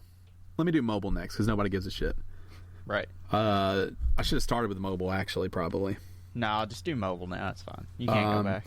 You never go back. Number 5, Game of War Fire Age. Number 4, Mobile Strike. Number 3, Clash Royale. Number 2, Monster Strike. Number 1, Pokemon Go. People still playing that. Console. Waiting on that Switch. Man, if it's got a Pokemon catcher, like a net attachment. Dude, it'll be a Pokemon Go machine. That'll be the first thing that they onto the side of it. Be a Pokemon Go. Console, top 5 games revenue for September. Number 5, NBA 2K17. Number 4, Grand Theft Auto 5. Number 3, Jesus Christ. Number 3, Call of Duty Black Ops 3. Number 2, FIFA 17. And number 1, Destiny. Now, a lot of that has to do with the expansion launching. Mm-hmm. When do you think they're going to run out of copies of Grand Theft Auto 5? Probably never. Probably never. So it's top grossing. It doesn't necessarily mean sales. Yeah. It could be from GTA Online, which is totally what keeps that machine alive. Oh yeah, no doubt. So, I don't know. I don't think you don't sell a new Xbox or a new PlayStation to anybody without a copy of Grand Theft Auto. So our friend of the show, Hoffen Show, was online 2 nights ago. Day before yesterday, yeah. Playing. And I was like, well, damn it, I'm going to play too. Like, I want to play that game again. You played? No, I had a huge fucking update. Yeah, for the bikers, yeah. Yeah, so I started and was like, fuck that. I'm not staying up. Fuck this guy. I'm not staying up that late. Yeah, it looks like fun. So then let me tell you what I did because I was feeling some sort of way. Yeah. I was like, I'm going to play Grand Theft Auto. I put it in. It's like, I got 657 gigs to download. You're not playing this shit tonight. 2 terabytes. Right. So, because PlayStation only auto updates the things on the front screen. If it's in your library, it won't update. Right. Yeah. I went through my entire library and updated every game manually. Oh. Jesus Christ. They need to change that. They do need to change it, but I understand you don't need updates for games you don't play anymore. That's not true. I want it all up to date all the time. Yeah. I updated every single game. I had like 26 things downloading. Because the next time I reach for a game, it's going to fucking work. Right. Good idea. That's actually not a bad idea at all. So I should do that. The after PlayStation downloads much faster in sleep mode than it does when it's on. Mm-hmm. So you just need to queue everything up and then put it to sleep. And by the time you turn it on next time, everything will be downloaded. Good to know. Yeah. So I did the whole thing, and I felt fucking fantastic. Next, I was like, what do I want to play? Anything. It all works. Anything you fucking want. It all works. I can play whatever. It all works. So that was a good moment. I can do whatever. Yeah. Alan Wake 2. It's a game I loved. It's a game Dan loved. You played it, right, Dan? Alan Wake. I haven't played Alan Wake 2. Well, that's because Alan Wake 2 isn't out. I know, but you said Alan Wake 2. It's a game I love. Alan Wake also. Okay. Yes. That's what I meant. That's better. Also, I like Alan it. Yes, Wake I did also. like Alan Wake. When are we going to get a second one? Maybe never. Maybe never. And they asked Phil Spencer why that is, and apparently it's because Remedy doesn't want to make one right now. Which I suppose is their prerogative as the developer. I put this story on here because I like this. I like that Phil Spencer doesn't give a shit either. Yeah. Like, my developer isn't ready to make one yet. When they are, we'll make one. But right now we're going to do other interesting stuff. And I love that they're not just going to kill a franchise because people want it. When it comes out, it'll be cool if it comes out. Right now they're trying to make shitty games like Quantum Break. Was I it shitty? loved Alan Wake. People thought it was shitty. Reviews thought it was shitty. Yeah, we've seen what that does, right? It's a clever idea. What about the YouTubers, though? YouTubers. They thought it was fine. Right. And an enjoyable experience? Overall, I found it to be an enjoyable experience. These thoughts are my own. They were only my own. Call me, Bethesda. Right. Dan's ready to sling your shit for you. We've got a connection over there at Bethesda. Not anymore. Sounds like nobody does. Well, we still get stuff from her every once in a while. We could look her up. The last game that we got from Bethesda was Dishonored, so it's about that time. I'm jumping to this last story because I know it's going to really strike a chord. I'm skipping a story that doesn't strike a chord. The one about Cuba? Now people know that I don't care about Cuba. That's all right. Cuba's stupid. I put the story up there because I thought it was neat, but now I'm not going to talk about it. But if you search Cuba video game, you'll find the story that I'm skipping. You guys remember the Cold War? Fuck Cuba. Yeah, the Cold War's over. Also, Yeah, I but like you remember Cuba. it, right? I like Cuba, so you guys listen. I like Cuba Gooding Jr. You would. I like Cuban food. I like Mark Cuban. Uh-huh. Matt's just naming things with Cuban. CGJ, bro. Right. Cuban this next food story is is a good. pretty.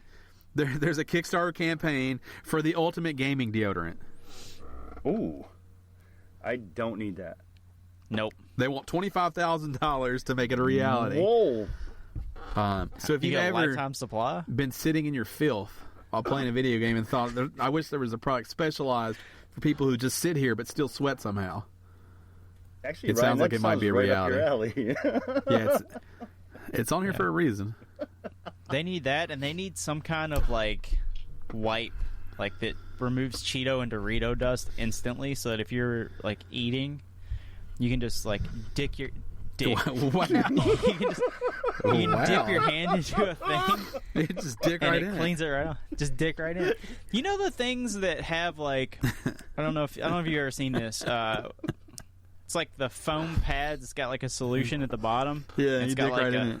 Yeah, you put your dick in it. It's got like a cross cut into it, and you can dip like metals into it to clean Yeah. them. You know what I'm talking about? Yeah. Anybody seen this? Let me tell you the name of this deodorant. Maybe it'll Fingers. change your mind. It doesn't. +5. Whoa. That's stupid. +5 what? the hit points, Cleanliness. bro. Yeah. +5 hit points? No, +5 No. cleanliness. It should be +5 cleanliness or +5 Health. charisma, +5 Charisma. +5 charisma.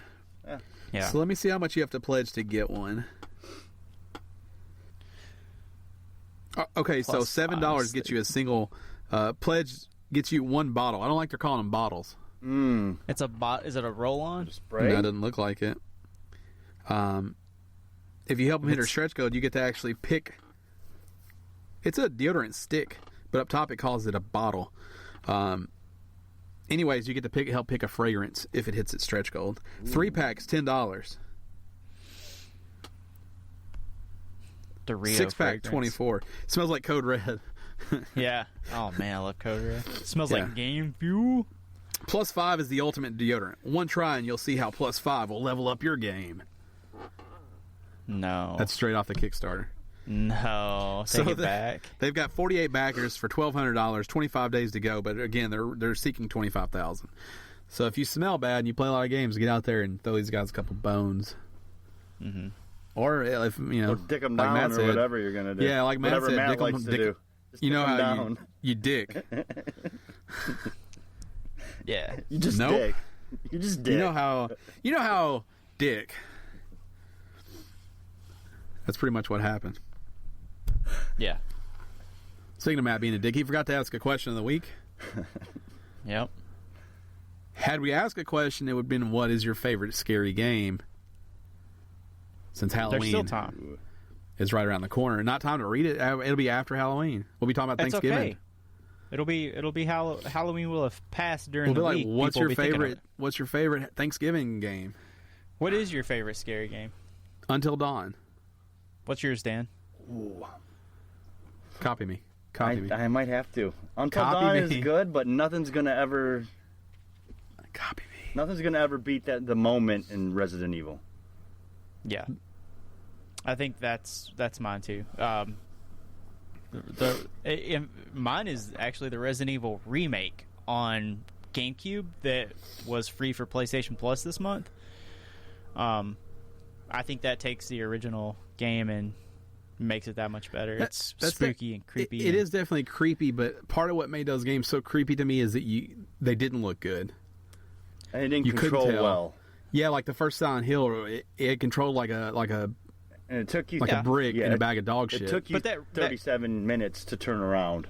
right. That remake still controls that way. That's the best part of it. But it looks it's better. Yeah, but the look is great because having those, like, you can only shoot when you're standing still. The resource management is still there.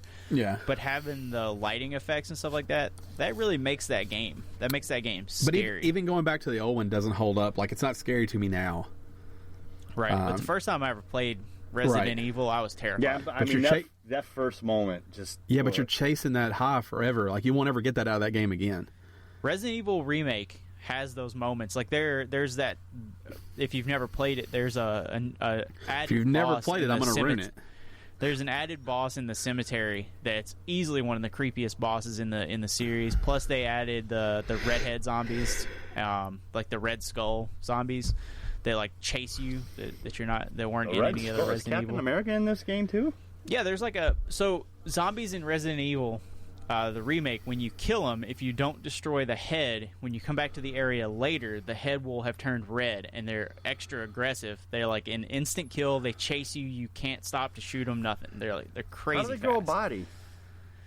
They don't. If you don't destroy the head from the body when you kill them, they come back as the red skull zombie. But man, that is one game that, like, even now is still scary and good. It's still creepy and atmospheric, and the camera angles fuck with you, and it's a good game. Good game. Nothing like Friday the 13th on NES. Maniac Mansion. Maniac Mansion. That's a fucking that's a nobody dime knew how to play that. I still don't know. I'm grown. I still have no fucking clue how to play that game. Yeah. But Until Dawn's special. Like, it's a game right now you could go play with a group of friends, and it's like watching a horror movie together. Yeah, it is. I hated that game. Yeah, you don't understand That's because you have bad taste. Yeah, you don't understand it. You're not allowed to have that opinion. I think there's only room in the world for one Heavy Rain, and Heavy Rain was it. That wasn't Heavy Rain. It was nothing like Heavy Rain. Nothing like Heavy Rain. It was so much like it. It was so... That game is so, like, campy and good. And yeah, just it's like playing a B movie. It's so good. It didn't. I think I'm going to play it again. There was nothing in that game that did it for me. I think I'm going to play it again. If they gave it away for free on PlayStation Plus, that's the only way I'll ever play it. I kind of want to play The Order again. So you should play The Order again. I keep waiting for that to hit the $3.99 bin. What it needs to be, Until Dawn needs to be the free game for October. Yeah. But it wasn't. It was Resident Evil. Right. Which also makes sense. But it should have been Resident Evil and Until Dawn. Like, get your fright on. Like, that's the way it should have been. Because you can pick it up. I think at Target it's like $20. There's no reason it shouldn't have been a free game. Yeah, there's no reason if you're listening to this and you haven't played it, you don't go spend the $20 either. No, that's a good game. It's get in the right headspace. It's goofy. It's cheesy. It's fun. It will scare you a couple times. A couple, 3 times. It's going to scare you. Hayden Panettiere is in it, so that's unbearable. Nah, she's good in it. No, she's not good in anything. She's not in it very much either. No. She's in it enough. She's not in it any more than anyone else. What about Rami Malek? He's in it. Yeah, I like him. This is before he was a superstar. And he is a creepy as a fucking person in that game too. Yeah, he is. But he's bug-eyed. Yeah, but they did all that stuff like 4 years before the game came out. Right. Yeah. So most of the people in that were unknowns at the time, with the exception of her. She'd already been the cheerleader. Yeah. You save her, you save the world. I don't know if you know how that works. That's the idea. Then I don't have a problem with Hayden series. She goes ahead and on national TV jumps off the top of like a Ferris wheel and kills herself and comes back to life. I like her because I like Nashville. I don't like her because she sounds filthy. What? Her voice is like that raspy. She's good. Thing. That game's good. Sounds like she does nothing but smoke and scream all the time. But she's not the star of that game. It doesn't matter. There is no star of that game. There is no star of that game. I don't like her, and I don't like Cameron Diaz, and there's nothing that will ever change me. She's not in there. I feel the same way about Carrie Underwood, though. I'm dug in. Yeah, I got my heels dug about Carrie. Fuck Carrie Underwood. I hate her. I will say, though, I want the perfect playthrough of that game. Do you? Like, I need it. I feel it in my balls. I need the perfect playthrough of that game. Get it, son. I need everyone to survive. Live stream that. We're going to take donations. Now that they fixed the glitch. Did they ever fix it where you can invert the goddamn camera controls so I can play it? I don't know. Nobody else plays that way, Matt. It's not supposed to be that way. A lot of people play that way. They probably didn't rework it for you. Right. No, just like Then they they'll never have me just like they playing that didn't game. change the fucking control scheme You're in talking fucking about Resident the. Evil. What are you talking about? You talking about the motion stuff at the end? I'm talking about Not any you. point. Not any you. point. Oh, Not you. Yeah, I'm talking about with her. The motion stuff at the end. Yeah, with Hayden. Yeah, you could do that the way it was. No, well, it was a glitch. You couldn't. I beat it with her. There was a glitch. I finished that game with her alive. Yeah, I know. But I finished it before you.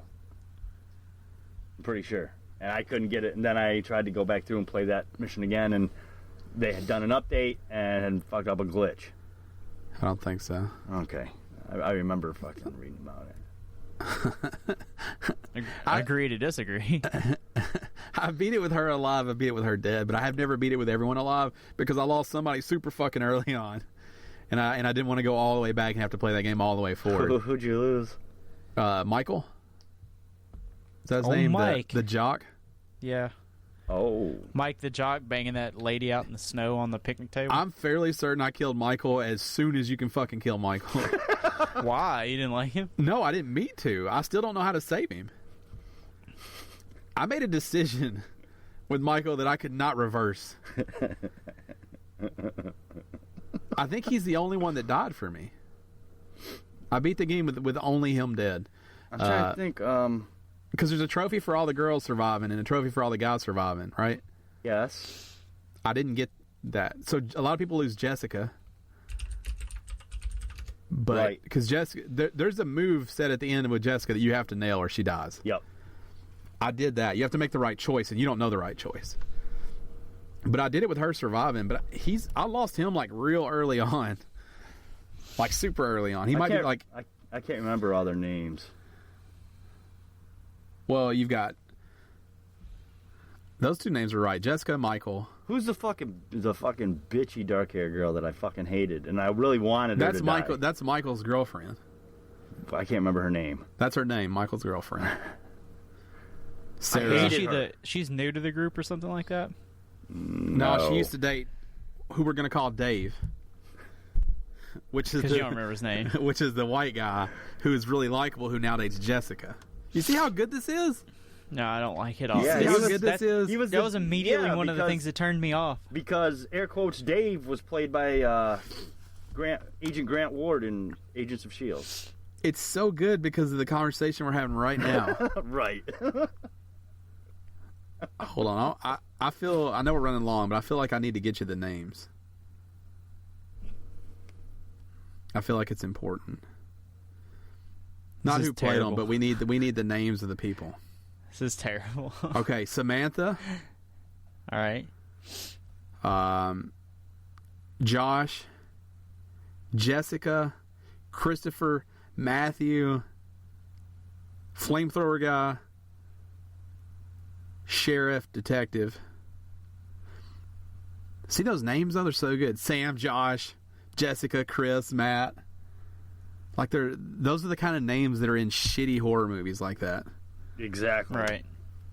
They nailed everything about that. Also, Peter Stormare is in it. Yes, he is. We never did figure out what the fuck was going on with him, did we? Did they figure it out at the end? Was it Yeah. That's all in... That's all not happening for real. Yeah. That's all in some... It's all shit in someone's head. Yeah, it's all fucked up. That game's so good. Matt, go play it. No. Go play it. I don't like it. You don't know what you like. Yeah, I'll tell you what you like. It's time for this week's Gone But Not Forgotten. It's my turn. It's Until Dawn. Go play it. Are you really doing it? Yeah, I wasn't. I am now. Because people slept on that game because Sony did a really shitty job marketing. Marketing, yes. They didn't put it out at Halloween. Right. Should have came out that week. Instead it came out in what, April? And they put it out to die. They did no advertising, no marketing because they were scared of it because they didn't know how people would feel about it. This is a great game. Supermassive did an awesome job. Now they've tried to tarnish it by making a rail shooter named after it for VR. Have you played it? It's No. supposedly really good. Yeah, people say it's great. Really? Yeah, Yeah. people really like It's it. one of the best VR games. Yeah, people really like it. It's only $20 too. I'm gonna get it For Halloween? There's a demo for it. I don't know. Buy it Monday. It's all like there's some jump scare shit in there, but they say it's really fun and it gives you the butterflies a lot. Because of the cart? Yeah, because you're on a minecart, the whole Right. time. So, but that could have been a game that didn't have to be Until Dawn, and I hope that they're doing something more with Until Dawn. Me too. 'Cause Next Halloween. Doesn't it end pretty decisively? Yeah, that's the thing though. You just tell a new story. Right, an anthology. It Yeah, doesn't. They always try that with horror movies, and then they always have to go back to the original story because the new one's never as well received. So that's 3 games you just planned. The first one, the one that's not as good, and then back to the Right. original glory. And there's so many more supernatural creatures out there that they haven't even touched on in the Until Dawn universe. And the documentary Right. stuff on here is so good too, where they explain it. Yeah. I mean, there are a lot of public domain monsters. I think werewolf, Dracula, Frankenstein's monster, Plus, mummy. it doesn't even have to be like that. Like it could just be a killer too. Like Yeah, it could just be a killer. Whodunits are If that they're was told, cool in, if they're told in like the this, 90s, but if they're told like this, I'm totally good with them. But I mean, that's how Until Dawn starts. Is it's a whodunit, and that's what I didn't like about it. It's like, I know what you did on our last camping trip. Well, Oh, yeah, I'd it's play like, that. I'd play that. It's like Scream, you know. It's like I'd play it it's- right now. Yeah, that's what I didn't like though, is the whodunit part. Scream. I never could make it past. Once you Open find world out who RPG. done it, it's fucking awesome, though. Yeah, open world RPG Scream. Doesn't play it. sound fun. I play it. Doesn't sound fun. I don't know. I just thought it was cool, and I don't care about supernatural, and I don't really like scary stuff. But I thought Until Dawn was so well done, and it's just that experience is so different. For like, I know me and Dan did not have anything close to the same experience, but that game is special for different reasons. Yeah. And also the way they incorporated the DLC, which I talked about before, was fucking rad because I didn't even realize that I played DLC. Yeah, for that I game. didn't even know it was a fucking part of that. I played it. Yeah, you just do it, and you don't realize it, but it's not in there if you don't have it. You know, there's a whole scene that you don't play if you don't have it, but it doesn't matter because you're already having such a different experience than me. So, I'd rather see Alan Wake 2. well, you're not going to because they're not interested in making it. Yeah, I'd rather see some more Alan Wake stuff. If we need a good scary game, Maybe they'll give you that's Quantum what I'd Break like. too. If you have a Gone But Not Forgotten for us, make sure you hit us on Twitter at @game_Stitch using the hashtag GBNF Gone But Not Forgotten. Hey, I would like to make it add Halloween one of themed. those. Yeah, make it Halloween themed. We got a quick add-in from my boy Garrett Weed. He said he's got a different kind of Gone But Not Forgotten this week. He wants to go with a movie. And I'll allow he it. referenced, he says the movie Faster. It's one of his favorite movies. Not too old, but I feel like it was pretty overlooked. It's totally It's a good overlooked. I've ass never movie. even heard of it. That's the one with The Let's Rock. see. Yeah. You mean Dwayne Johnson?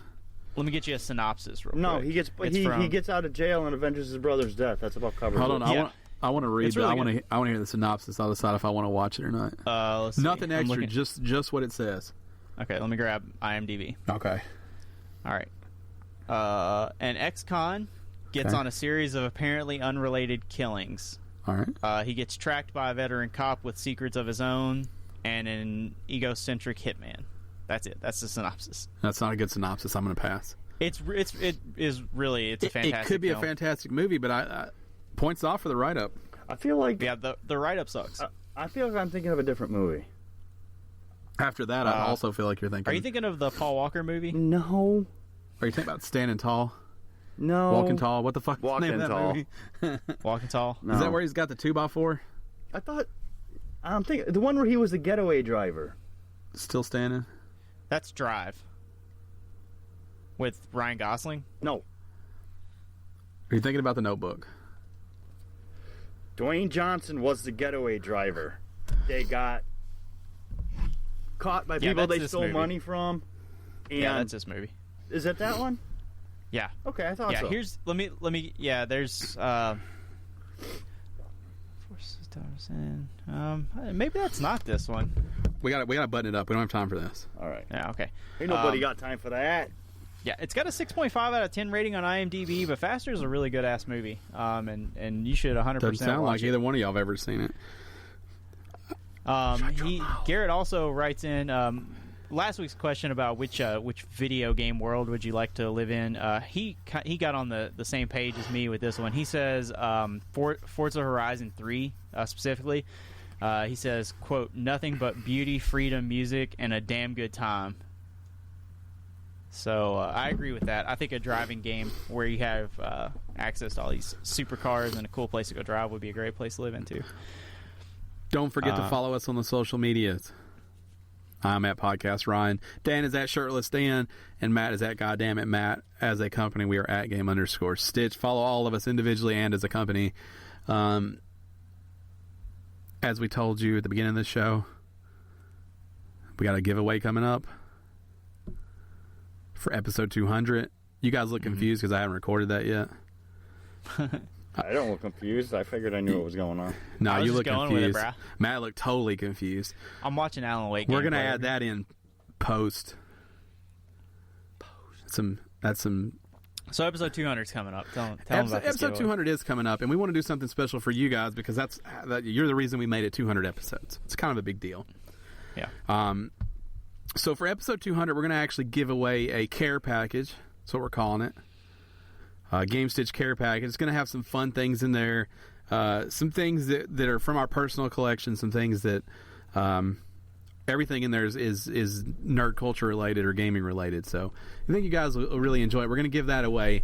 We're going to send out a special tweet from the Gamestitch Twitter at Game_Stitch. You'll know which one it is. All you have to do to be entered to win this is retweet that. Tell your friends, tell your family. It's going to be pretty cool. I think we're pretty happy with this box we're giving away. And that's for you guys for being so awesome. Just to win. Yeah. If you want 1,000 chances to win, have every person you know retweet this. Yeah, tell your mom to retweet it and just send it to you if she wins. Exactly.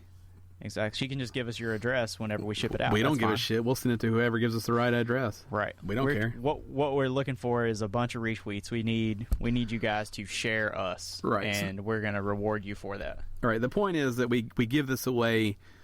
We get some new listeners. You know, we expand the people listening to this podcast. So really get the word out there.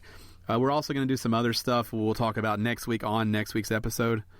But on 200. On 200. So for right now, though, I just want you to focus on following at Game_Stitch and look for this tweet. You'll know it. I'm telling you, you'll know it. When it happens, when the time comes, do your part, retweet that. Tell everybody you know to retweet that. Get us some exposure, and we're going to give away this care package for episode 200. And there's going to be some special touches in there. You guys look confused again? Mm-mm. No, just watching something else. It's a good way to be engaged. Yeah. I'm Episode engaged, 200, but I'm retweet. not surprised by anything. But I am engaged. Nothing surprises me. Nothing surprises me anymore. So look for the special message. Retweet the special message. Retweet the special tweet. Be entered to win. Yeah. It's simple. Easiest contest we've ever done. You're looking for one tweet that you'll know, and all you got to do is one. You could win this care package with one finger. Yeah. Pretty simple. You know, tweeting to us or replying to that definitely doesn't help your chances, but we will like it if you say something nice to us. We like that too.